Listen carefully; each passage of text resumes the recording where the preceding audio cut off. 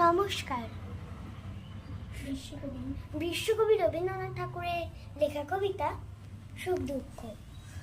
বসেছে আজ রথের তলায় সানযাত্রার মেলা, সকাল থেকেই বাদল হলো ফুরিয়ে এলো বেলা।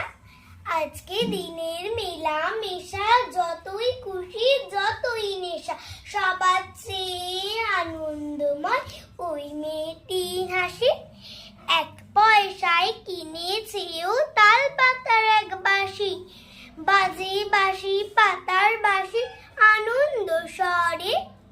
হাজার লোকের হর্ষধ্বনি সবার ওপরে, ঠাকুর বাড়ি খেলা ঠেলি লোকের নাই শেষ, অবে শান্ত বৃষ্টি ধারায় ভেসে যায় রে দেশ। আজকে দিনে দুঃখ যত নাই রে দুঃখ উয়ার মতন,